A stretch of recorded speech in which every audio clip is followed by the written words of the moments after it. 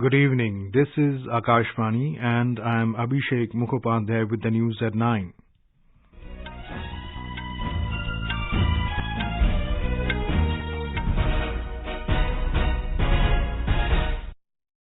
The headlines.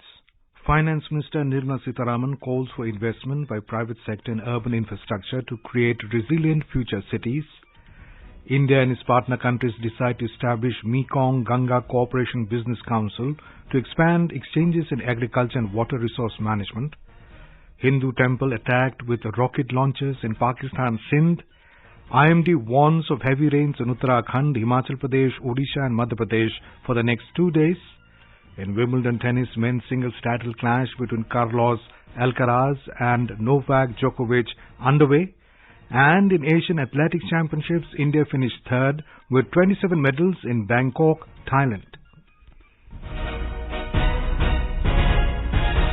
Union Finance Minister Nirmala Sitharaman has stressed the need to augment private sector partnerships in financing future cities. Addressing the investors' dialogue at GIFT City in Gandhinagar today, Ms. Sitharaman said innovative financing by the private sector in urban infrastructure is imperative for the creation of sustainable and resilient future cities. She said in view of the rapid urbanization, cumulative climate investment needed for cities is estimated to be $29.4 trillion during 2018-2030. Cities are engines of economic growth, and robust urban infrastructure is a prerequisite for well-functioning cities. The importance of urban infrastructure for economic growth, job creation, and productivity, and for improving societal well-being is well established. Infrastructure also facilitates a steady inflow of private and foreign investments, thereby augmenting the capital base of the economy. Hence, it is imperative that we explore innovative ways to augment urban infrastructure by enhancing investments in this sector. The Finance Minister said innovative financing strategies such as blended finances and payments for ecosystem services can fill the gap, the financing and propel the economic growth of the cities. She also stressed on better policy and regulatory framework to promote public-private partnerships and infrastructure financing. Our correspondent reports the Investors' Dialogue was organized as part of the third G20 Finance Ministers and Central Bank Governors meeting, which will begin in Gandhinagar tomorrow. Earlier today, Union Finance Minister Nirmala Sitharaman and Finance Minister of Indonesia, Mulyani Indrawati, announced the launch of the India-Indonesia Economic and Financial Dialogue on the sidelines of the meeting in Gandhinagar. The initiative aims to strengthen cooperation between the two nations and foster shared understanding on global issues. Both India and Indonesia are fast-growing economies and are similar in many ways. Both are active members of multilateral organizations such as G20, WTO, and East Asia Summit. This dialogue, which we are announcing today, can play an instrumental role in reaching a common understanding on issues and taking forward the global agenda from the perspective of the emerging market developing economies. I believe that this dialogue will facilitate better cooperation between India and Southeast Asia while contributing to the global economic and financial stability. External Affairs Minister Dr. S. Jaishankar today co-chaired the 12th Mekong Ganga Cooperation meeting in Bangkok, Thailand, along with his Lao PDR counterpart, Salumsai Komsit. In the meeting, Dr. Jaishankar prioritized the implementation of the India-Myanmar-Thailand Trilateral Highway. They decided to establish a Mekong Ganga Cooperation Business Council to take forward economic cooperation and expand the ambit of exchanges in agriculture, science and technology, and water resource management. Earlier in the day, the External Affairs Minister held a meeting with Thailand Deputy Prime Minister and Foreign Minister Don Pramudwinai. He also met his Myanmar counterpart U Than Shwe on the sidelines of the Mekong Ganga Cooperation meeting. Dr. Jaishankar also flagged concerns about human and drug trafficking and urged stronger cooperation among relevant parties for the early return of trafficked victims. The Mekong Ganga Cooperation was established in November 2000. It comprises 6 member countries: India, Thailand, Myanmar, Cambodia, Laos and Vietnam. The areas of cooperation are tourism, culture, education and transportation. Union Home and Corporation Minister Amit Shah will chair Regional Conference on Drug Smuggling and National Security in New Delhi tomorrow. During the conference, over 1,44,000 kilograms of drugs worth over 2,400 crore rupees will be destroyed in various parts of the country. Narcotics Control Bureau NCB, in coordination with Anti-Narcotics Task Force ANTFs of all states, will destroy the drugs. President Draupadi Murmu will present Bhumi Samman 2023 in New Delhi on Tuesday. Bhumi Samman will be given to 9 state secretaries and 68 district collectors, along with their teams who have excelled in achieving saturation of the core components of Digital India Land Records Modernization Program. Rural Development and Panchayati Raj Minister Giriraj Singh stated this event is extremely significant for revenue and registration functionaries of the state who would receive the Bhumi Samman for the first time in 75 years. To provide relief to the consumers amid high prices of tomatoes, the Ministry of Consumer Affairs, Food and Public Distribution has reduced the selling price of kitchen staple from concessional rate of 90 rupees to 80 rupees per kilogram. The ministry said in a statement that the decision has been taken after reassessment of the situation from across 500 plus points in the country. Sale of tomatoes started today at several points each in Delhi, Noida, Lucknow, Kanpur, Varanasi, Patna, Muzaffarpur and Ara through NAFED and NCCF. It will be expanded to more cities from tomorrow depending upon the prevailing market prices at such locations. Maharashtra Deputy Chief Minister Ajit Pawar, along with some other ministers from his Nationalist Congress Party camp, met NCP President Sharad Pawar in Mumbai today. This was the first meeting between Sharad Pawar and the group led by Ajit Pawar after he rebelled against his uncle and joined the Eknath Shinde government on July 2nd. Speaking to reporters after the meeting, NCP leader Praful Patel said the Ajit Pawar-led group expressed their wish that the NCP remains as one party. He added that they had gone there to seek his guidance. However, he said that Mr. Pawar did not give any reaction. Ajit Pawar and Praful Patel were joined by other NCP ministers, including Hassan Musharraf, Chhagan Bhujbal, Aditi Tadkare and Dilip Walse Patil. This is Akashvani giving you the news. For quick news updates around the clock, follow us on our Twitter handle @AIR News Alerts.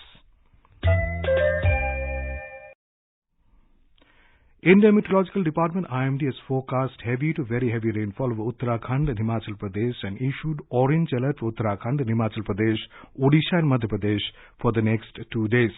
It said there is moderate to high risk of flash floods over a few watersheds and neighborhoods of Himachal's Chamba, Kangra, Sirmaur, Shimla and Kullu districts till tomorrow.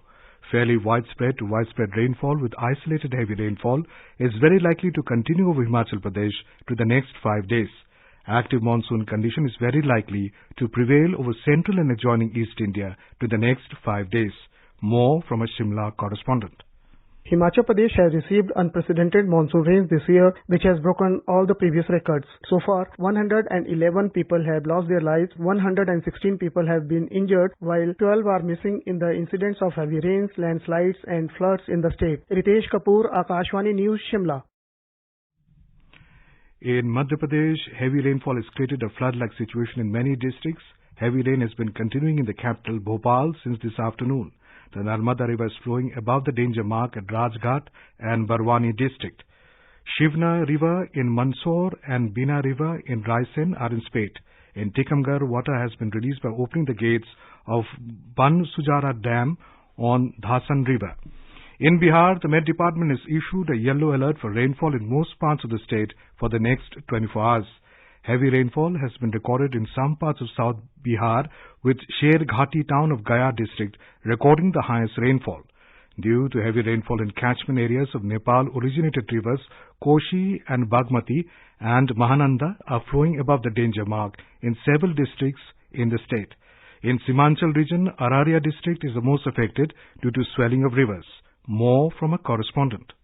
Araria district has badly affected due to rising water levels. The tributaries of Mahananda River are flowing above danger mark. Embankments, roads, culverts and approach roads have been badly damaged in Palasi, Kursakanta, Sikti and Jokihat blocks. The diversion has been swept away on Araria Kishanganj Siliguri road, snapping connectivity with West Bengal. In Sikti block, several houses have been inundated due to damage of Araria Pipra embankment. The Ganga, Gandak and Bagmati is also showing rising trends due to continuous rainfall in their catchment areas. Dharmendra Kumar Rai, Akashvani News, Patna. With a low pressure area forming over North Odisha and adjoining areas, the state has been experiencing incessant rainfall for the last 2 days. The water level of the Yamuna River in Delhi has receded from 208.6 meters to 205.9 meters, allowing life to gradually return to normalcy. The Chandrawal water treatment plant has been made operational today following the successful resumption of the Okhla water treatment plant yesterday. Delhi Chief Minister Arvind Kejriwal visited the Mori Gate flood relief camp and assessed the situation to ensure effective relief measures for the affected individuals.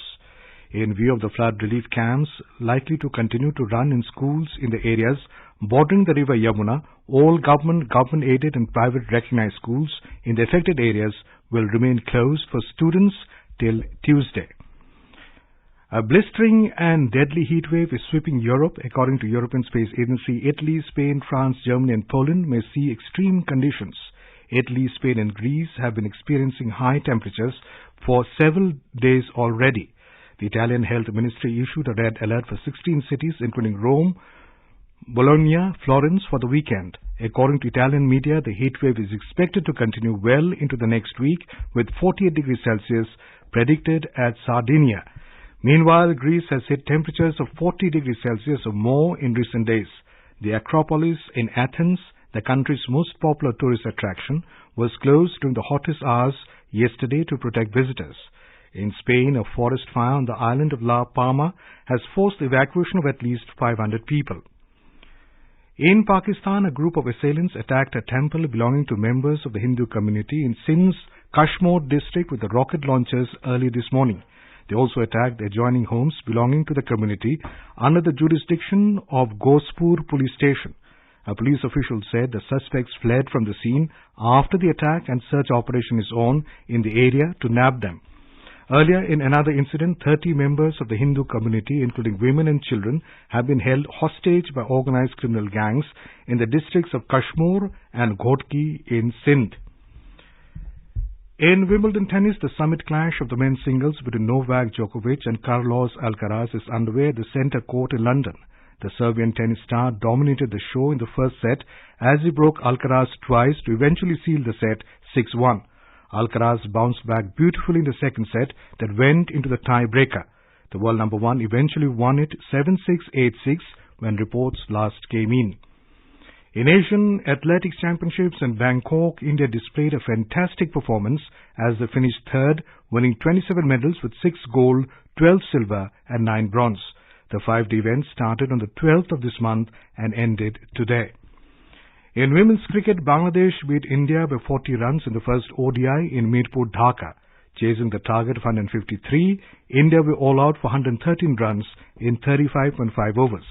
Bangladesh scored 152 runs in 43 overs in the match restricted to 44 overs due to rain. In the Commonwealth Weightlifting Championships, India's Martina Devi has won 2 silver medals in the women's 81 kg youth category and the 87 kg junior category with a total lift of 213 kilograms.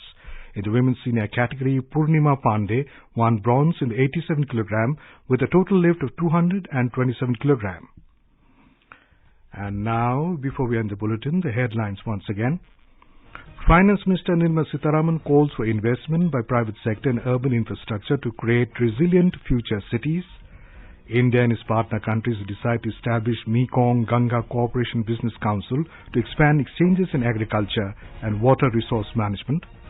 Hindu temple attacked with rocket launchers in Pakistan, Sindh. IMD warns of heavy rains in Uttarakhand, Himachal Pradesh, Odisha and Madhya Pradesh for the next 2 days.